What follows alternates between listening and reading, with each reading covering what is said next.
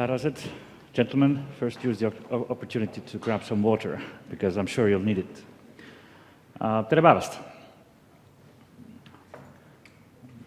Äärmiselt loogiline algus konverentsile on just see teema, väärtused versus reaalpoliitika.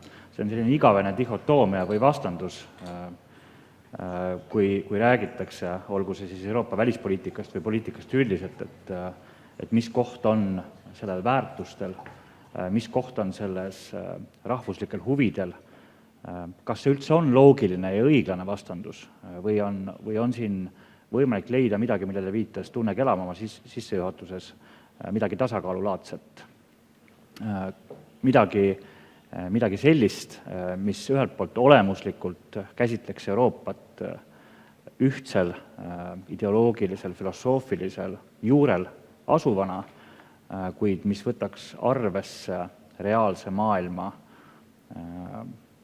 mis kahjuks on heidetud igapäevastesse olemuslikesse konfliktidesse, tõmblustesse, kus on nii argiseid ja praktilisi küsimusi sellest, kuidas inimgrupid hakkama saavad, kuni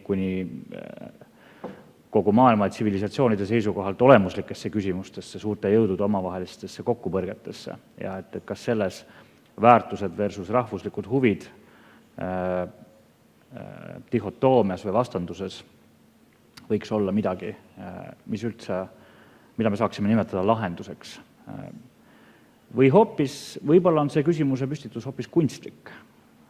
Et võib-olla on väärtused ja see nii-öelda ideoloogiline juuretis, mille peal me peaksime püsima ja vastu pidama, vaatamata sellele, kuhu elutorm meid heidab, võib-olla see on hoopis töö. See on raske igapäevane töö, kus meil ei olegi võimalik toetuda mingile abstraktsioonile, mingile jõule, et võtame iga kord lahti raamatu, loeme, meie väärtused on need on meie ühised asjad, kui lahendus vastab nendele väärtustele, et siis on edasiminekuks tee valla. Et võib-olla midagi sellist ei olegi olemas. Võib-olla me peamegi aktsepteerima, et iga päev tuleb väga palju pingutada, väga palju tööd teha selleks, et iga päev uuesti leiutada seda ühist alust, ühist platvormi, ühist vundamenti Euroopa rahvaste ja riikide vahel. Ma arvan, et kui me hakkame nüüd seda siin meie väga kvaliteetsete ja kõrgete külalistega arutama, siis me leiamegi, et käsitlused sellest, millised on need ühised väärtused, võivad olla väga-väga erinevad. Aga selmet, et selle üle spekuleerida, võib-olla hakkamegi pihta. Kuidas me oleme seda tänast arutelu struktureerinud ja omavahel kokku leppinud, on nii, et igal ettekandjal, igal külalisel, igal panelistil on võimalus kõigepealt esitada veerand tunni jooksul oma käsitlus sellest teemast. Selle nurga alt, nagu ta ise heaks arvab, lähtuvalt oma kogemusest, ideedest, soovidest. Ja seejärel avaneb meil võimalus aruteluks. Ja nagu Trivimi Velliste väga lahkelt ütles, lubage endale julgelt sekkuda. Andke käega märku muidugi, olge viisakad ja austavad üksteise suhtes, aga sekkuge. Kui vastu peate, siis sekkuda võib muidugi seejärel, kui ettekandjad on oma ettekanded lõpetanud. Nii oleks kõige parem.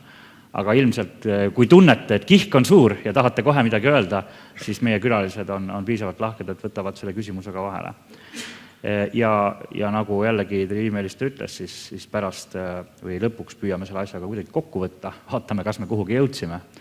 Ka mitte jõudmine on tulemus, sest see indikeerib meile ka mingit hetkeseisu ja teeme seda siis nii oma jõuturvil kui ka meie Vanalinna hariduskolleegiumi noortest õpilastest sõprade abiga. Aga läheme siis asja juurde, mis seal ikka. Et esiteks ma annaksingi sõna siis Euroopa Uuringute Schumanni Keskuse direktorile Jeff Fountainile. Go ahead, Jeff.